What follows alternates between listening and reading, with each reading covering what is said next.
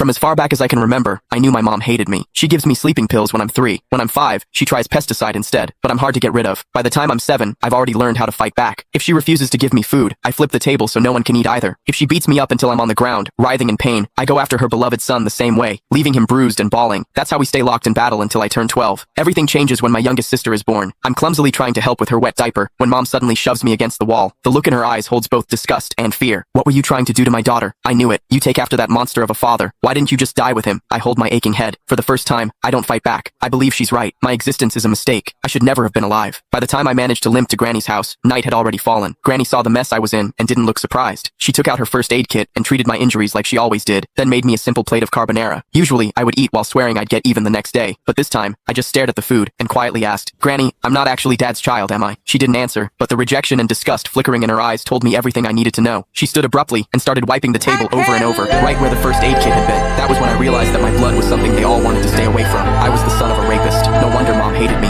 A sickening feeling rose in my throat. I bolted outside and leaned against the fence, retching. The night air stung the scrapes on my face. Before, whenever mom hit me, I told myself she owed me for every bruise she'd inflicted on me. One day, I'd make her pay them back. But now, I didn't think I could even look her in the eye. I didn't stay at Granny's. She didn't come after me either. Instead, I wandered the streets with no idea where to go. That was when I saw a family outside a restaurant. They were celebrating someone's birthday, smiling and laughing. The woman in the middle was probably the mother. She looked so happy that I instinctively took a step back. Last year, on mom's birthday, she'd smiled just like that before she saw me. The moment she saw me walk in, her smile vanished, replaced with utter disgust. Back then, we had an essay with the theme, My Mother. I wrote that mom was a heartless villain. My teacher dragged me into her office and lectured me for an entire period. I barely heard most of it. I only remembered her saying, "No mother in this world would ever stop loving her child." I believed her. I saved money from collecting recyclables and bought my mom a birthday cake. I just wanted a hug, the same kind she gave my brother, Casper Willis. But her frigid expression was like a stab in the heart. I felt like a fool, standing there with that cake in my hands. Anger overwhelmed me. When no one was looking, I went out and caught a couple of frogs in the garden. Then, I hid them in the cake. I could still remember the way she screamed when they jumped out. Back then, I felt a twisted sense of satisfaction. I thought she didn't deserve to be a mother. I thought she had it coming. But now, I know the truth. The one who didn't deserve anything was me. My existence itself had hurt her. As I watched that mother's smile through the restaurant window, I made a decision. This year, for mom's birthday, I would give her a gift she would truly be happy with, one that would free her completely. I decided to die. Once that thought took root in my mind, my steps felt lighter. I even started planning how to do it without troubling anyone. I needed to do something that wouldn't leave a mess. But before I could carry out my plan, a patrolling officer spotted me and brought me home. Mom answered the door. As the door shut behind us, I stared at the floor, unable to meet her eyes. Her icy tone sliced through the air. "Why didn't you just die out there?" I almost snapped back, but I forced the words down before they came out. Still, as I stared at her back, I couldn't stop myself from asking, what would you do if I really did die? Would she be the least bit sad? "If you've got the guts, hurry up and do it. I'd celebrate." She walked straight into my sibling's room and closed the door.